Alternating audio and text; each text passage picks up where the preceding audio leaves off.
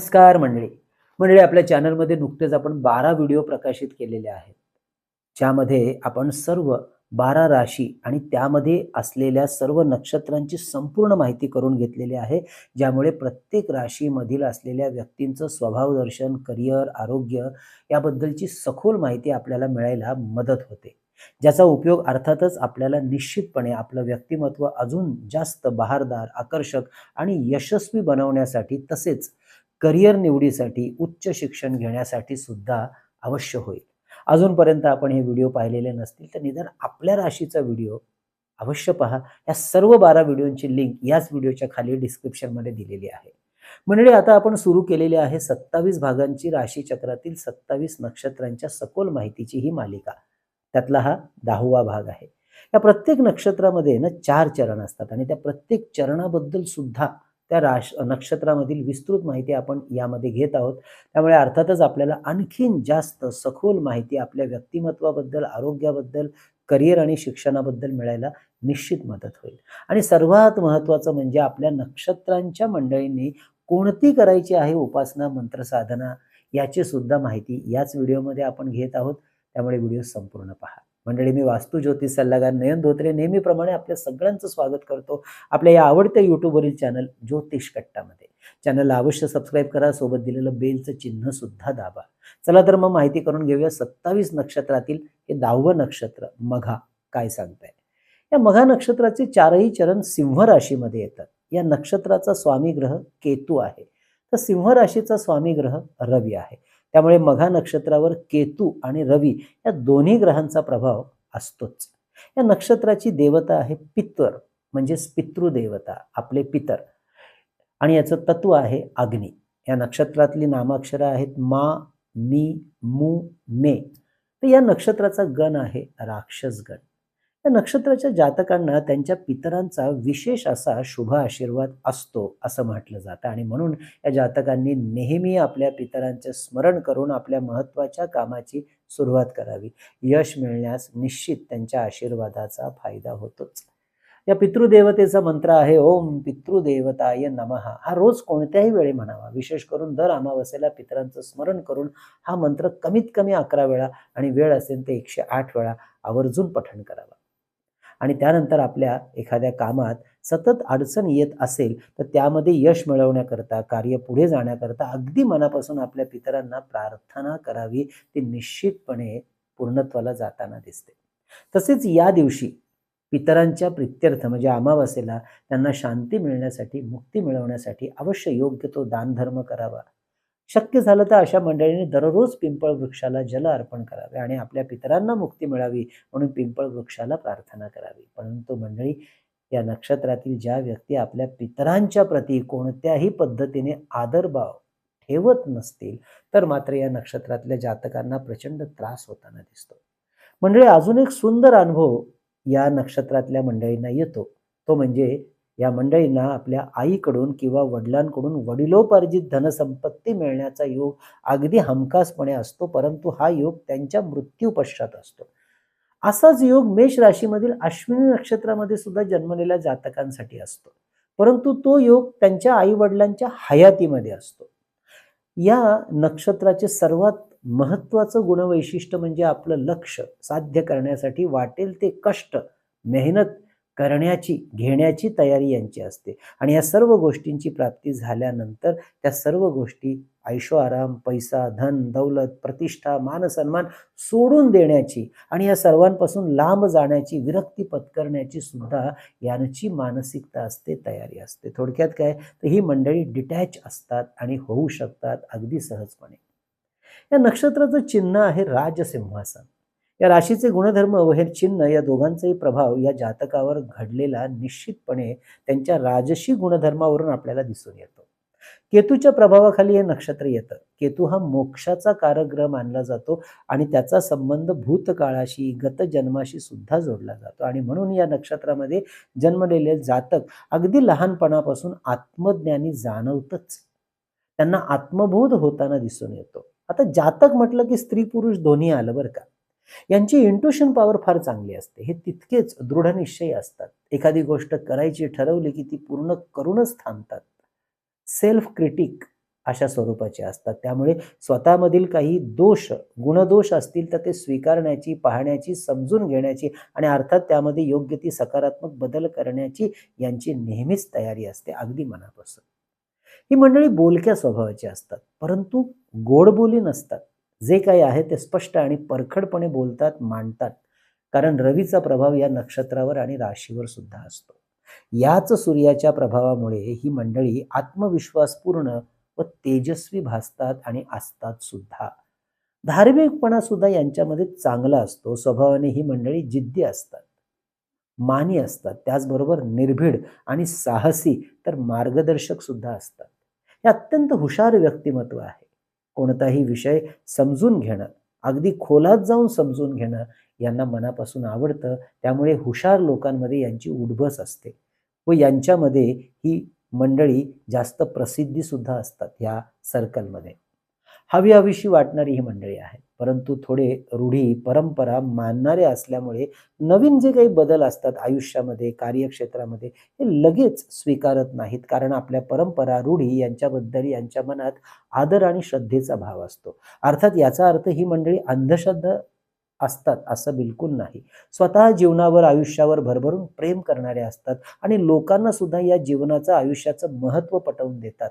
आयुष्य हे एकदाच मिळालेलं आहे आणि ते परिपूर्ण जगायचं आहे, ते परिपूर्ण करायचं आहे, ही त्यांची जीवनाबद्दलची फिलॉसॉफी, तत्वज्ञान असतं. नेहमी लोकांपर्यंत आपल्या परीने हे पटवून सुद्धा देतात हेच तत्वज्ञान. त्यामुळे लोक यांना पसंत सुद्धा करतात.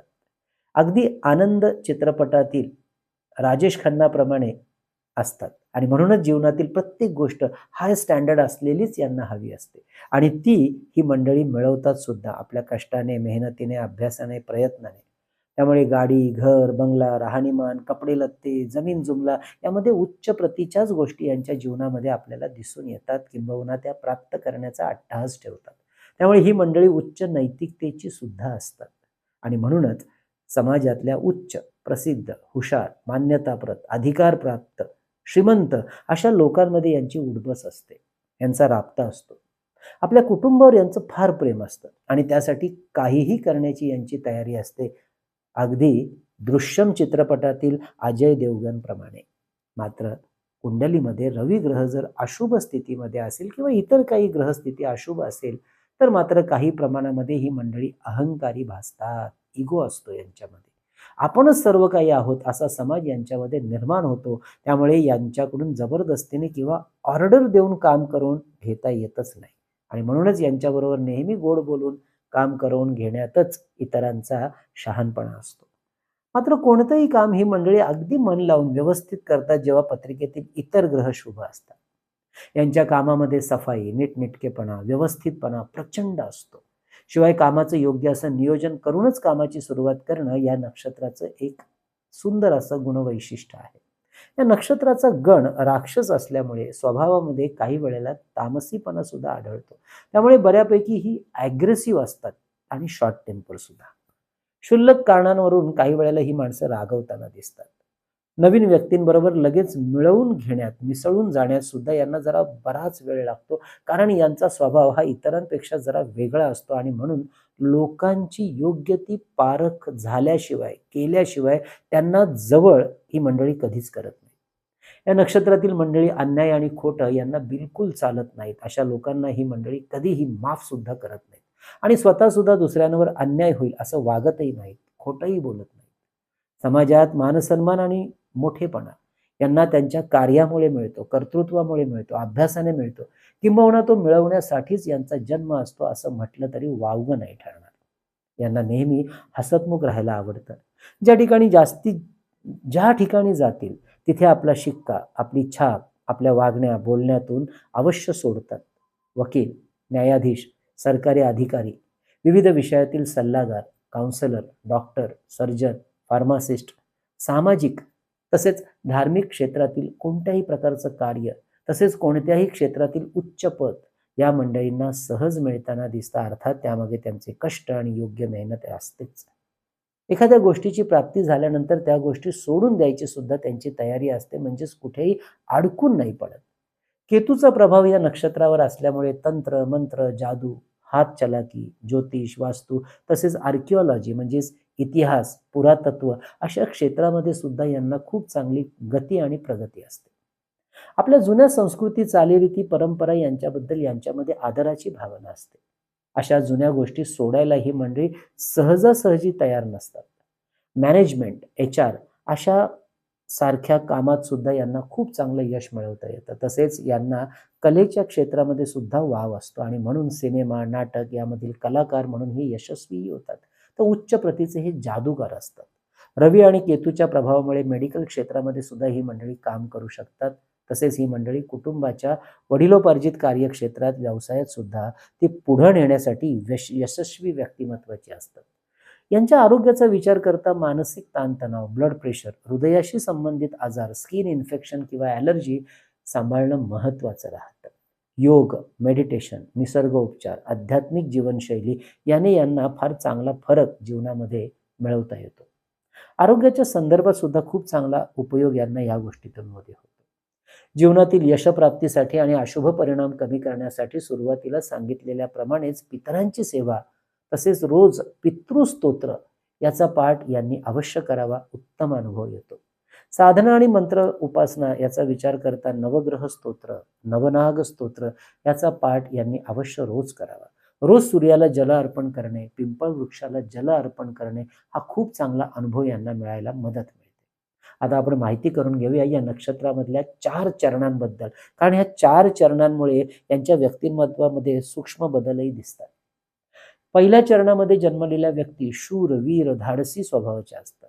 कुटुंबाची जबाबदारी पार पाडणाऱ्या असतात. तसेच अत्यंत मानी स्वभावाच्या असल्यामुळे सर्वांचा उचित मान सन्मान सुद्धा ठेवतात. परंतु यांना कोणीही दुर्लक्षित केलेलं, अपमानित केलेलं मात्र ही मंडळी कधीही विसरत नाहीत. त्याचा योग्य वेळी योग्य समाचार, उपचार करतातच.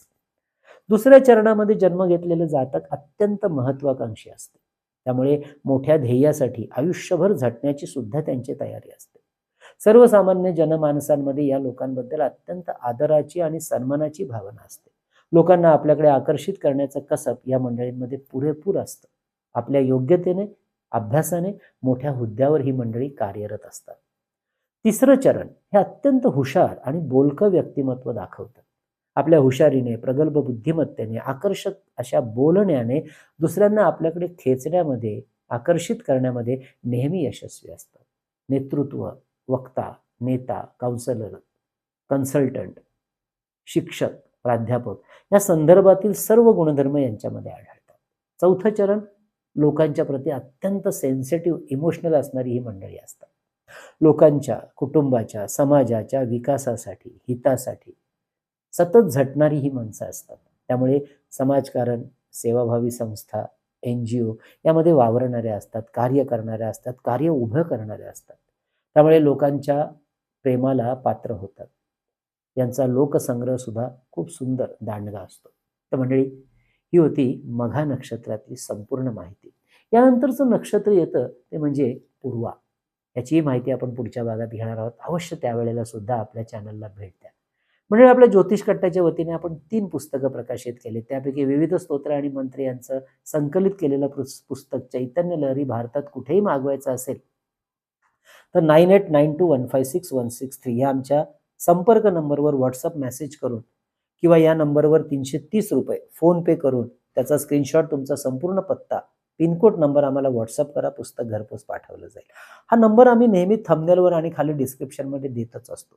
तसेच परमपूज्य टेंबेस्वामी महाराजांनी लिहिलेला अप्रतिम ग्रंथ श्री सप्तशती गुरुचरित्र सार ₹151 फोन पे करून आपण मागवू शकता. तर अष्टोत्तर शतनामावली हे पुस्तक सुद्धा ₹151 फोन पे करून आपण घरपोच मागवू शकता. तर आपल्या वास्तूतली चैतन्य ऊर्जा वाढवण्यासाठी हे पितळेचं धूपदीप पात्र ऑर्डर करण्यासाठी डिस्क्रिप्शनमध्ये माहिती दिलेली आहे.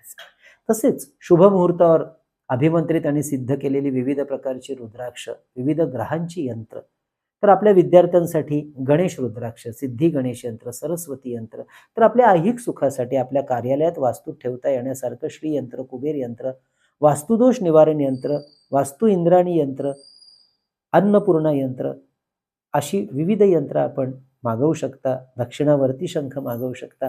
परंतु त्यासाठी आधी व्हॉट्सअप करा, माहिती घ्या, नंतर ऑर्डर करा. तसेच ज्यांना आपल्या वास्तू आणि ज्योतिष विषयातलं सशुल्क मार्गदर्शन आमच्याकडून करून घ्यायचंय, ती मंडळी सुद्धा WhatsApp मेसेज करून माहिती घेऊन, अपॉइंटमेंट घेऊन त्याबद्दलची चर्चा, माहिती घेऊ शकतात. हे जे कन्सल्टिंग आहे, हे ऑनलाईन पद्धतीने फोनवरून करत असल्यामुळे अगदी देशाच्या कानाकोपऱ्यातून, परदेशातून आमच्या इतर क्लायंट्सप्रमाणे आपणही सहज आमच्याशी जोडू शकता. त्यासाठी आधी अवश्य WhatsApp मेसेज करा, माहिती घ्या. मंडळी, यासाठी पुन्हा एकदा नंबर सांगतो 9892156163. तर असा हा आजचा व्हिडिओ कसा वाटला आवर्जून कळवा. भेटूया पुढच्या भागात. तोपर्यंत काळा वेल उभा असावा. धन्यवाद.